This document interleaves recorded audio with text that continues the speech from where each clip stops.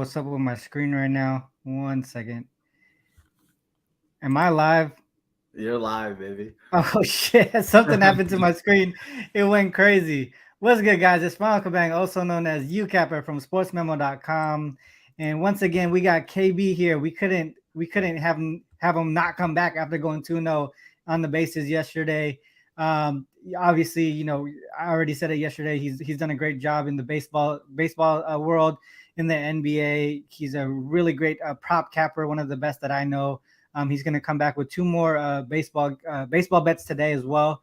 And then we're going to touch on the NBA and some props there as well. KB, how you doing, man? Thanks Hey, for coming doing? back another day. Yeah, no problem, brother. Glad to be here again. Whenever you need me, man, I'll come jump out on the show and just talk sports with you and give out some free plays for everybody watching. But hey, yeah, I'm glad to be here, man. Let's get down to breaking down some games, man. Yeah, let's get to it.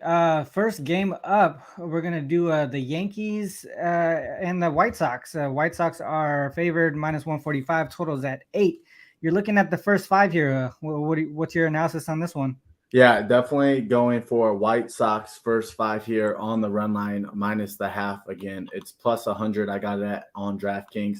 It's a 2% play for me, Kabang. Again, I love this guy. This Lewis Gill, I don't know if that's exactly how you pronounce it for the Yankees. I think Mm-hmm. maybe that G you don't pronounce, but again, I'm going to call him Lewis Gill. He's a 23-year-old pitcher for the Yankees, and he is the 10th ranked prospect. But again, this guy hasn't made a start all season long. This is his debut this season. He did pitch 6 games in 2021 for the Yankees, and he got lit up again. He had a bad whip when he did pitch in 2021. And then if you look at what he's done in the minors so far this year, Kabang, 5 starts in the minors, AAA. He had a 9.53 ERA, a 1.76 whip.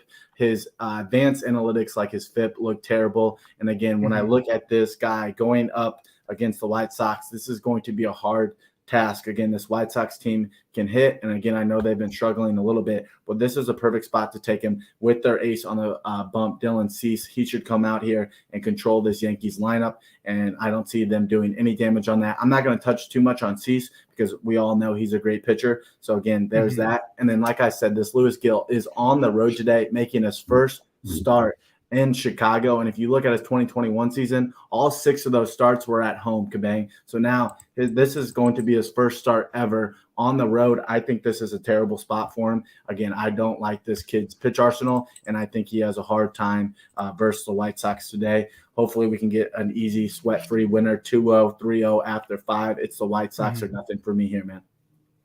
Yeah, and I'm looking here at the Yankees too and how their bats have been doing most recently. Their last 4 games under 200 against righties, starting righties. So that's something to look at there. And you mentioned, obviously the White Sox, their bats and the run support. They're hitting 247 last 4 or 5 games here against starting righties too. It's not really translating into runs, but maybe that's something that will happen today against Gill, like you mentioned, being such a young pitcher coming up, and he wasn't even dominating in the minors right before this either. Right. So they're putting some trust in a player who's really been struggling in recent form. And one thing, one more ahead. thing I wanted to add, Kabang, is this is like a rush start. The Yankees didn't want to bring this kid up. Again, it's just they played a doubleheader on, I think it was Sunday or Saturday versus the Rangers. Now they have to have this guy to help the rotation out. And again, when he was struggling in the minors, no way they wanted to bring this kid up. And then I know you mentioned the White Sox. They need to get their bats going, but hopefully they can scrape a couple runs off this guy. He only throws a fastball and a slider. He barely throws his changeup. And again, looking at those pitches from 2021, his fastball got lit up, even though it comes in at 96, 97. So hopefully you can just get ahead on that fastball and adjust to the slider. I think this is a White Sox spot. That's the only way to put it, man. Yeah, that makes a lot of sense to me. I like that look here. And then also we avoid basically doing the first 5. You avoid the bullpen here when both bullpens are pretty strong. Yeah, it's tough to see, after the first 5 what's going to happen, especially with the strong bullpens and the longer the bat, the longer the more at bats you get to see from your opponent. So Yeah. definitely like the first 5 look there. Hopefully the White Sox can come through with early runs against a Let me young ask pitcher you one here. more. Let me ask you one more question. Kind of, Yeah. we're about a month into baseball season now. Do you like taking full games, or do you like focusing more on first fives because you kind of throw out the bullpen? The bullpen, yeah, Yeah. man. More in recent years, I was mainly a full game better for baseball. But in this year, I've been getting torched in the later innings with the bullpen. So I'm looking more towards the first 5. Yesterday, I played 3 games. I did all full game, but that's because I was looking at the bullpen. I saw the advantage on that side. But when I see where there is a disadvantage, but I like the starting pitching matchup, I'm definitely going to go the first 5. So I think there's multiple ways to look at it. And obviously, the longer we go down into the regular season, the more data we have, and Yep. we can make better decisions on whether or not you want to go through the first 5 or the full game here. Yeah, I like that question. What are your thoughts on that? Yeah, I'm first 5. Like I've done this last year. I'm always like first 5 kind of guy throughout the first 2 months of the season. But I did at the start of the season this year. I kind of switched it up and started taking some dogs full game. And again, it's just not been working out. So I kind of threw that out, and now I'm always just focusing on first 5s or team totals, or of course player props as well. But yeah, that's my strategy. The other cool thing about the first 5, if you go money line, right, you can actually push, right? You Right. can't push on the full game. So Nope. that's And one again, thing. That's another we're thing not that's the good. managers. I don't know who they're gonna bring out. Like if I could pick who I wanted out of the bullpen, I would. So again, it's just hard to Yeah. trust those guys. And when you're breaking pitchers down, you know me, Kabang. I break them down like by pitch arsenal about how hitters hit this pitch. Again, my total breakdown goes out the window once that starting pitcher gets pulled out of the game. So that's the scariest Exactly. part about baseball. Yeah. Yeah, 100%. I definitely agree with that strategy there. So up to the next game, we got the Phillies visiting the Dodgers. The Dodgers are favored -140. Totals at 8. You're looking at another starting pitcher, K props. Yesterday, you killed it with Gilbert. Mhm. So we're looking at Anderson today. What are your thoughts on this one? Yeah, baby. Gilbert came out throwing hard. Again, that was impressive to see. This Tyler Anderson kid, okay? I know everybody's going to say he's like the 6th guy in this rotation, and that's crazy to say. Kabang, this Dodgers rotation is so deep, and this Anderson kid would be a 1 or 2, 3 or 4 kind of starter on any rotation in the league. He's amazing, and he has a 2.78 ERA this year. His FIP looks amazing. His BAT bib looks great. He's not getting hit hard. And again, his K upside is coming, and I know it is. Last game, he had 7 Ks. And then the games before that, 4, 4, 4, 3. So again, his K prop comes out today at 4.5. So we have a basement of 3 Ks and a high of 7 Ks. And I really do think he can get 5 Ks here versus this Phillies team. If you look at the last 2 games the Phillies have played, they have struck out 24 times. And again, they are struggling more with lefties, in my opinion. And let me just get more into his pitch arsenal. Tyler Anderson, if I can make any pitcher in the MLB that I bet on have 3 pitches, it's this 3 pitches right here, Kabang. The 4-seam fastball, the cutter, and a changeup. And it just makes it better because he's a lefty. All 3 of these pitches come out of the exact same arm slot. You don't know if one's going to break down, one's going to break into your bat, or one's just going to drop off. This changeup is filthy. He throws it 79 miles an hour. His fastball's 91 to 92, and that velo difference is huge. Again, nobody's hitting this changeup. He already has 11 Ks on it. The Phillies will struggle with this combination. I know Phillies can hit fastballs, but I guarantee they see a lot of changeups and a lot of cutters, and I think they struggle here. So this line to be 4.5 is a complete joke in my opinion. I'm taking the over here, and I think this is a great play in my opinion. Yeah, I like it. And I got some backup here for you too, because you can see Tyler Anderson here. His strikeouts per outing, he's averaging over 4.5. Obviously, so 4.67 in his last 3 outings. He's pitched well at night. The other piece here, you want to look at the Phillies and how they do against lefties. They're striking out at a high rate here against lefties too. So you can definitely see that the over 4.5 is the right look here, in my opinion. A lot of things are pointing in that direction, basically based on how Phillies hit against lefties, and also the fact that there's a potential for Tyler Anderson to, I mean, like you mentioned, right? He still has the stuff to even average more strikeouts per inning Yep. per game per outing than he already has just based off his stuff. So I love that Absolutely. play. I'm definitely gonna ride with. Actually, I'm probably gonna ride with both of these, to be honest. So I think that is definitely a good look on the baseball side of it.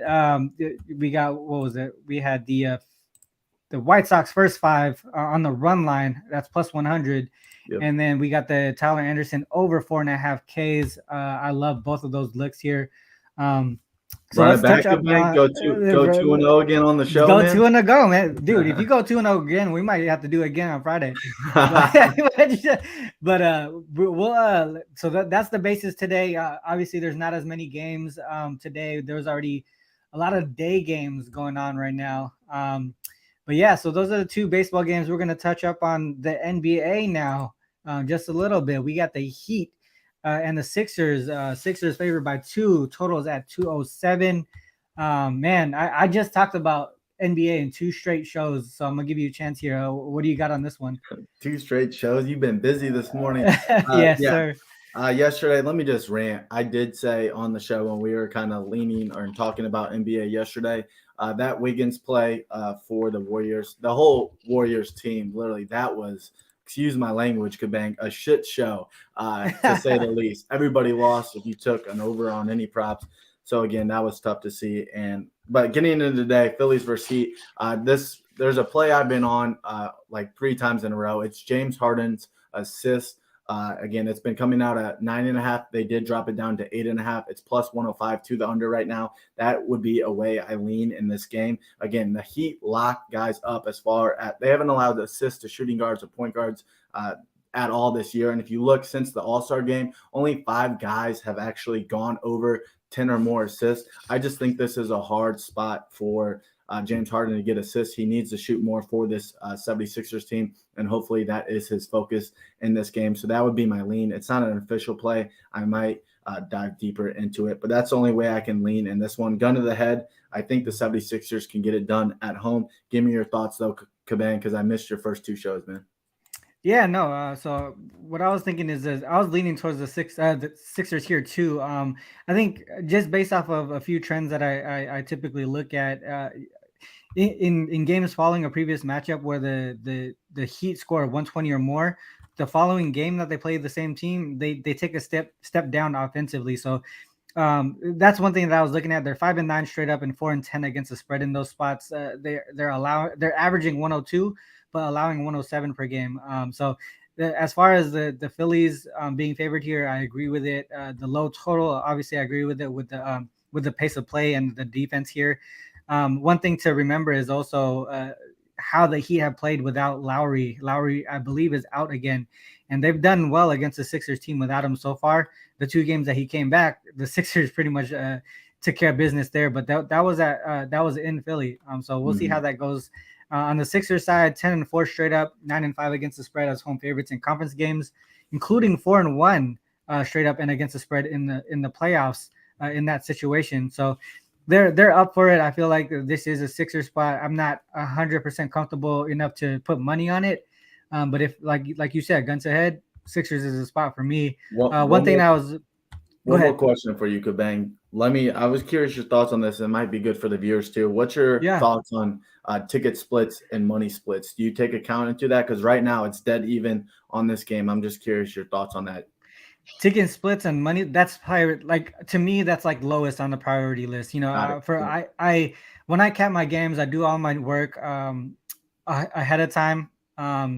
And obviously I take into account other people's angles, you know, sharp guys like you, sharp guys like Jay, Shark, Ski. You know, if I hear something that I didn't, take into account on my own capping, that's what I bring in. But as far as like ticket percentage, cash percentage, I feel like a lot of that stuff is kind of bull, in my opinion, because there's so many different sites. If it was true, if all these percentages were true, all the websites that you looking at these percentages would be all the same, but it's not. No, right? You took the words right from my mouth. Yeah, I don't factor in too much. One thing I've been doing, if there's like some crazy difference, like 70% of the tickets are coming in on like the 76ers, and you got like 60% of the money coming on the Heat, I'm definitely going to try to figure out as best as I can what's going on with it. Yeah, exactly. Yeah, but that's about it. I was just curious your thoughts, man. No, 100%. I mean, I do that same thing, but once again, that's all the way at the end of the capping process, right? It's the lowest thing on the priority list, and when you see that, obviously, yeah, you're gonna want to question why. So yeah, definitely that's a really great question, and a thing that something that a lot of people bring up. Obviously, like reverse line movement, oh, fade the public type of stuff. Do your work first. Don't trust you. You don't know who the public is. You don't know who's moving the money Pick your in the spots, baby. line. Pick So your yeah, spots. pick your You're gonna spots. be on Yeah, favorites sometimes. You're gonna be on dogs sometimes. That's just how it goes. Yep. 100%. Yep. Yeah, exactly. And back to the Heat Philly game real quick. One prop that I was looking at was this Embiid total rebounds under 11 and a half. This is the Edge House, a prop betting tool that I use. Obviously, so you can see here he's gone under in 7 of the last 8 games here. I know it's juiced to the under a little bit, but for good reason. Pace of play, defense, coaching. Obviously, the Heat have to stop Embiid, right? He's the runner up for the MVP race. They're gonna focus on him and how to limit him, his abilities to rebound, to score. So just the way that the series has been going so far, I can only see his under in this rebounding prop. Probably not a lot of opportunity to get rebounds just because of pace of play as well. So, you know, for me, I think I'm gonna ride with it. If I was to put money on a prop play, this would be one of them. I think we talked before the show. Everything on the Sixers went under the Yeah. last matchup. When it was a blowout. And then same thing yesterday. When there was a blowout with the Warriors, all the props went under. I'm My not one saying concern, this is a blowout. yeah. Go ahead. My one concern, Kabang, is this like the 76ers team at home compared to on the road. That's my one thing. I think that is a big difference. Don't you agree? Yeah, I definitely agree. So these two right here, these were the home games in the playoffs. So it's right there on the line. Yeah. So I could see what you're saying. And obviously, this was the messed up game where there was a big blowout. I'm not saying there's gonna be a blowout here today, but in my opinion, I think just the pace of play goes towards the under in this Yep. one. And for some reason they keep the line at 11 and a half and not moving it. Maybe it's telling me a story here. Yeah. Maybe it's like, yo, this is the spot where it actually goes over. But in my opinion, the trend here is looking towards the under. Mhm. But yeah, so that's the way to look for this game here. I think we're both leaning towards the 76ers to continue this trend of the home team winning in this series. We're going to game 7, baby. We're going game Going 7. to game 7, Yeah. 100%. So next up, let's go bring up the next game here. The Suns visiting the Mavericks. Suns are 2-point favorites on the road. The total's at 211. What are your thoughts on this one? Yeah, can't talk on a side or can't talk on a total. Again, these lines are pretty tight. Again, it is the Sharp. playoffs, so take that into account. And also, I was talking to Kabang before the show about like how in the regular season I probably bet 60 to 70 prop plays, Kabang. And again, all of those were over, and I did very good on them. But again, getting into these playoffs, these lines, I really feel like a lot are priced like 1 or 2 high, and that's a huge difference when we're talking rebounds or even points. Again, it's just one of those things you got to look out for, and a lot of people are going to bet overs watching these playoff games for player props. So again, I like to go a different route and kind of focus on the under because it's been paying off. And I think Bridges for the Sun, his points under 13.5, you can get it at -110. I'm seeing it at. Again, looking at this series versus Dallas, he had 14 last game on 13 shots. He had 6 points, 12 points, 11 points, 13 points. So 4 out of those 5 games, he's gone under this line of 13.5. And if you think this guy can get over, I would love to hear it from anybody out there. Again, he's not taking enough. He's not taking enough shots. I don't know. It's just one of those things. He's not that kind of guy that can put up 14, 15 plus points. I just don't see it happening. I know he erupted versus the Pelicans that one game with 31 points. But again, this is an underplay for me. Too many guys on this Suns team are going to want the ball and they're going to be shooting. So that's just my take on this. What about you, man? Yeah, no, I think the game that he scored 31 to was when Booker was out. So obviously someone had to put up points there for them. But that to me here, like you said, these lines here are sharp. So side and total wise, it's tough to cap in this spot here. But I do want to bring up Spode as another site here that I use for my capping process. One thing that I looked up here is what this says here. Can you guys let me see if I could zoom in a little bit. So this syntax here in the site is in the playoffs when the series is 3-2 and the team won the last matchup. So game 5 they won. The team is 26-18 straight up, 20-16-18 against the spread. So basically, we're saying whoever wins this game is going to cover the spread here. One thing that I want to note here, right, because you see the Suns and the Heat are both active on this. One thing to note here is the line. When the team is the road favorite in Game 6, I want to add that here with a road favorite. What happens is 12-2 straight up, 12-2 against the spread, and that is pointing towards the Suns here. That's a league-wide trend, and typically what I do in my capping process is I trust the league-wide trends more so than the team trends here. And when I come back to the team trend side, there's so much support on both teams. Basically, one thing to know is how the Mavs do in revenge spots, and they do well in those spots, especially double-digit revenge, 9-1 against the spread and 9-1 straight up. But here, I still feel like the Suns are the spot here. It's just typically something that you look at. We always talk about, line movement, not line movement, but like the strength of the line, right? Mm-hmm. Obviously, them being on the road in a key game, where everyone's thinking, all right, well, Mavs going to need to tie it up, right? Tie the series up. But the Suns are favorites in a key game. It's kind of telling us a story here, and I think that's the way to go. Is the Suns. I haven't put money on it yet, but it's something that I'm really strongly looking at. What are your thoughts on that? And basically just taking this and saying, hey, this makes a lot of sense, or does it not make sense to you? No, it does. I'm really happy you brought that up. Again, when you use this and you broke it down for me a couple times before, and my mind just spins, man. I love that you bring it up and show people this, because I do think it's really helpful.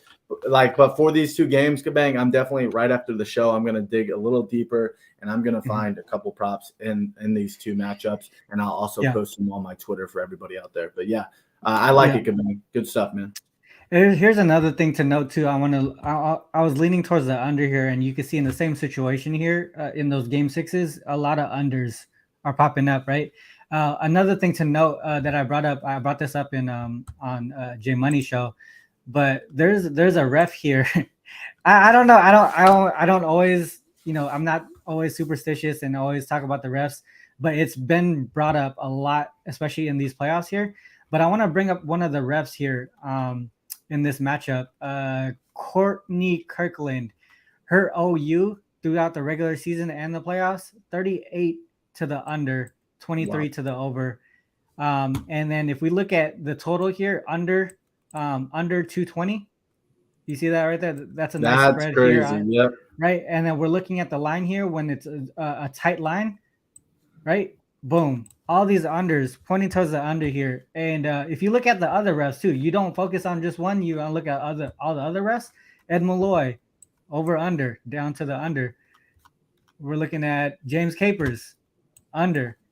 It could be just the way that they ref the game. I like it, Kabang. And if you like the under and you can use this to just support your play a little stronger, that's the way to do it. Yep, that's 100%. The way to use it. We already know how the Dallas team does at home, right? Yep. How they do at home and defensively and all that. So, and you can see right here, defensively overall 107.9 on 101.3 when they're at home. Right. So we're looking at a total of what is the total here? 111.5. It's going to be tight. They brought it down a lot, and it opened at 214, and it's steamed down already to 211. A lot of people are looking at the under here. So, right.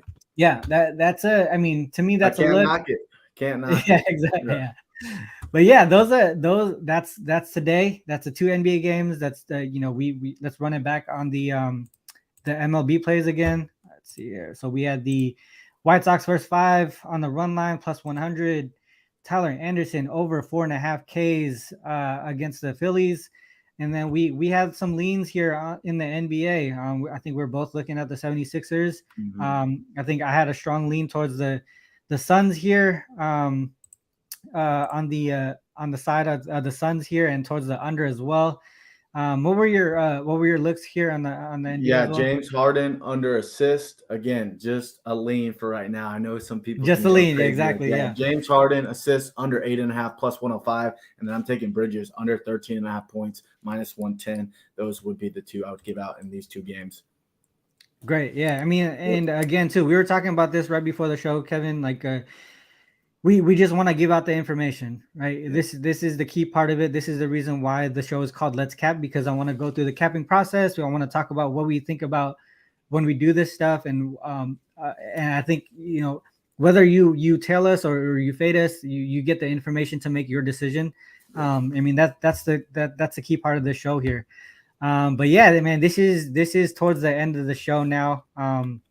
All right, man. I love having you on. The second day in a row, but I think we just vibe well, and even when Yeah. we were both at Sports Memo, we vibed well. Good But energy, yeah, baby. Let's get good good energy, vibes. good Let's go positive energy. run it back 2-0, 4-0. I'll see you on Friday then if that happens. Let's get it. But yeah, definitely, this is the end of the show. And show some love by hitting the like button and the subscribe button. KB's podcast, the Bettor's Box. There's a link in the description. You can go there and watch his show with his partner there. They break down every MLB game to a high level. Once again, I always want to close with this. Let me just remind you guys, fade us or follow us. It's on you to make the call. Good luck on all your action. Until next time. Peace.